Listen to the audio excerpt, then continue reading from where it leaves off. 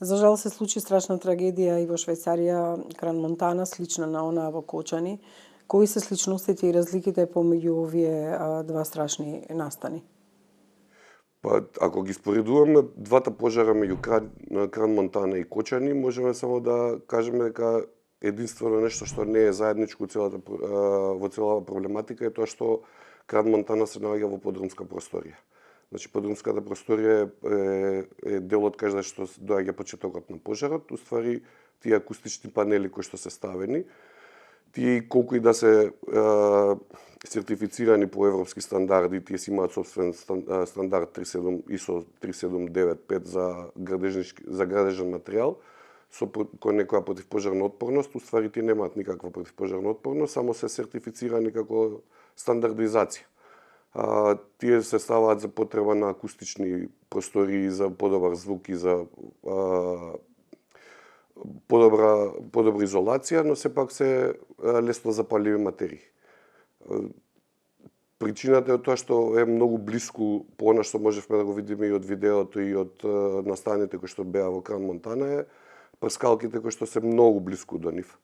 Проблемот е во тоа што при самото палење на таквите акустични сунгери или тие фоам пени, како што ги викаат они за акустика, доаѓа до само капење на незапален дожд. Ако можете да приметите на пожарот каде што потекнува одма во почетната фаза кога се пали самиот сунгер, доаѓа до капење на тој запален дожд каде што се уште младите кои што во моментот се таму мислат дека е тоа некој ефект кој што се создава од прскалките. Но тоа е сериозен проблем затоа што при самото капење на тој сунгер оставаат трајни последици и горење на самата кожа при само допирање. Тоа е еден вид на како пластика некоја која што е тешко трнлива од раката. Од кожата. Вториот дел е проблемот што при реновирањето они направиле стеснување на самиот влез и излез, истиот проблем. Еден влез, еден излез. Значи насоките на движење биле едно влегување, едно излегување во истиот правец. И тука е сериозен проблем затоа што е тоа во подрумска просторија, концентрацијата на чад нема каде да излезе е поголема. Сега ако правиме споредба меѓу Кран Монтана и Кочани, во Кран Монтана имаше поголем проблем, повеќе денови до вчера мислам дека беше има проблем со идентификација на телата затоа што повеќето тела беа изгорени во комплетна фаза, значи комплетно горење и е тешко идентификација да се направи на телата, а споредбата е со Кочани каде што поголемиот процент е од загушување од аглерон моноксид. Видовме за жал дека тој сунгер или пена многу лесно паѓаше, каков е всушност тој материјал. Во 2019-2020 имало предупредување од вработените дека тоа може да биде лесно запаливо, но за жал никој не е тргнал. Отсуствува и овде контролата и користењето на материјалите, како што вие кажавте, и покрај тоа што се може би сертифицирани, не се огно отпорни и тоа е една сличност која што ја имаме во двата случаја.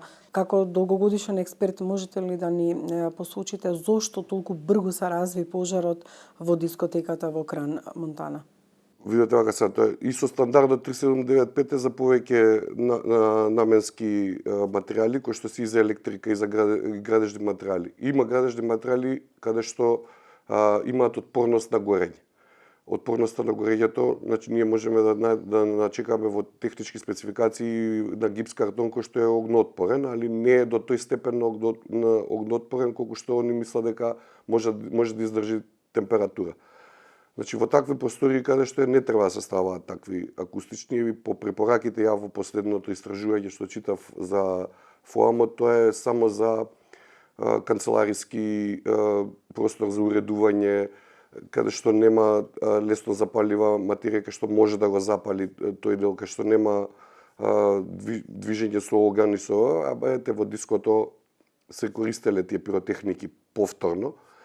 И по сите овие што се случувања што се случуваат и кај нас и во Кран Монтана, ја мислам дека таа пиротехника треба да се забрани во такви затворени простории, затоа што предизвикува стварно сериозна опасност, затоа што ако гледаме ние во еден објект од забавен карактер како диско или како ресторан или како кафе-бар, материите кои што горат се од А класа. Имаме дрво од маса, имаме платно од столици, имаме алкохол, потикнувачи на пожар и моментот, отпорноста на пожарот или процентот на опасност за оптеретување против пожарно е поголем за разлика од други објекти. Немало ни противпожарни апарати, тоа беа првичните информации, а прашањето е дали воопшто можело нешто да се изгаси затоа што за кратко време горело.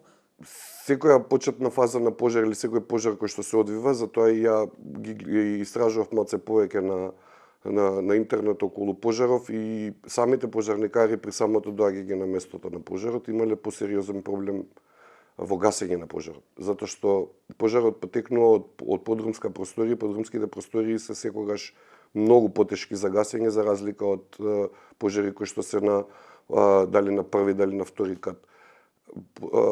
Влезот е отежнат затоа што е еден. Проблемот е што целата температура и целиот тој пламен излегува од истиот тој влез каде што треба да се действа со пожарот.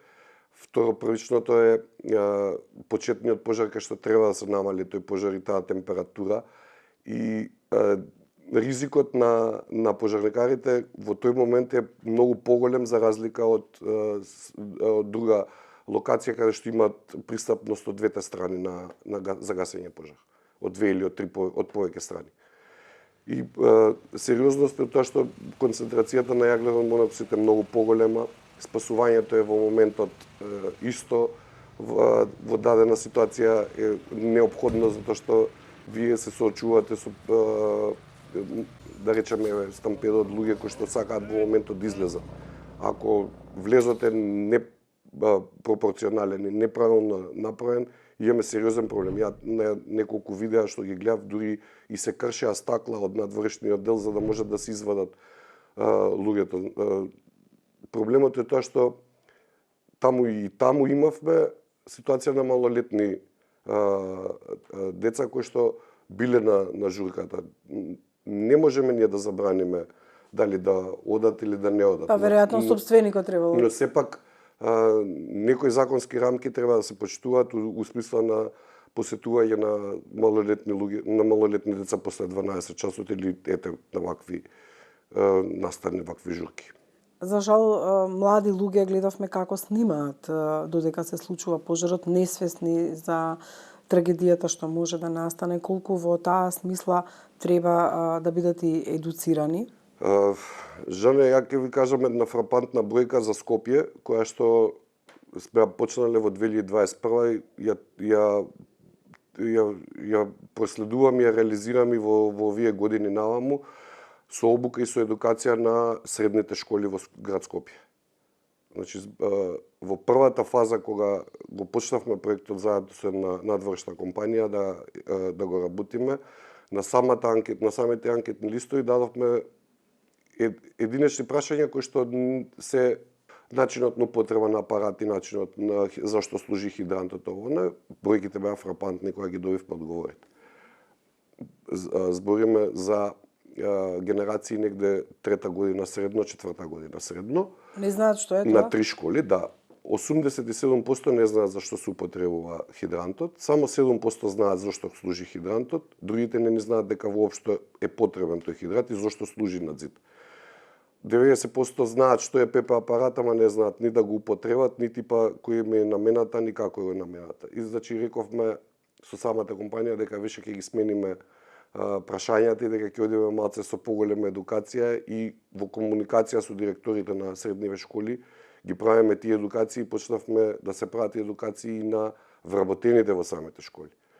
Има заинтересираност од повеќе школи, али некои немаат интерес за тоа, не знам зошто, но едукацијата овој дел, значи не само рековме да си проверат во собствена зграда зошто е хидрантот, дали е исправен, дали не е исправен. Дури 95% кај што живеат не се исправни хидрантите. Збориме на територија на Скопје. Откако се случи Кочани, почна да се набуваат ПП апарати, хидранти. Колку населението, дали се тоа ученици од училиштата или фирмите, компаниите, знаат што всушност е превентива од пожар? Мислам дека се смени после Кочани свеста кај одреден број на и сопственици на локали на објекти, има и дел на сопственици кои што уште пред да се случи Кочани беа професионални од тој дел и си го почитува она законска одредба која што е донесен Закон за заштита и спасување и оној правилник по кој што треба да биде неговиот објект и против пожарно оптеретување и планови за евакуација и сите тие процедури кои што се внесени во правилникот и во Законот за заштита и спасување.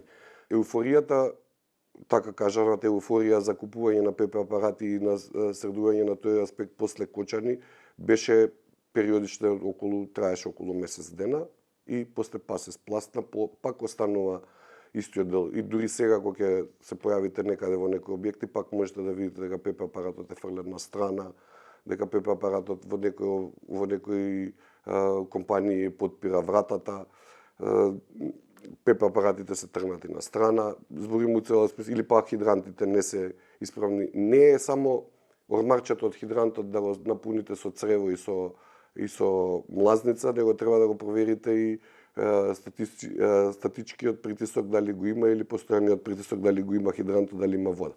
Некако не зачуди и фактот што во Швајцарија се случи пожар со вакви трагични последици и тоа во дискотека во подрум со само еден излез во општество каде што мислиме дека се многу поподготвени. Како ова го коментирате? Ако гледаме така, да, зател системот за контрола. Ако гледаме од друга страна, несреќата може да се случи било каде и било кое место.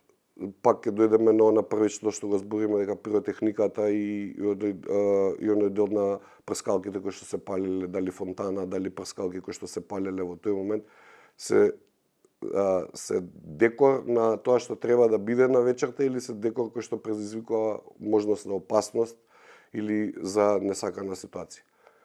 Може Швајцарија е исполнителна во 90% на законите, ама ете гледате дека и таму имало пропуст на законите и на прогледување низ прсти, збориме во ситуација дали имало, јас знам дека се они многу поригорозни за тоа дали имаат ПП апарати или немаат ПП апарати или против пожарен аспект, но сепак ете и таму им одмакнало тоа и реновирање и сите тие работи кои што сам го реновирал сопственикот исто како и во Кочани.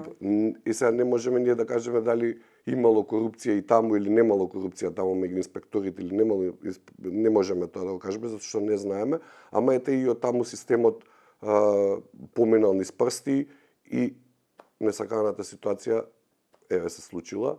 Може немало да се случи оваа година, ќе се случило наредната година ако се употребувале пак тие прскалки кои што знаеме сите како можеме да ги набавиме.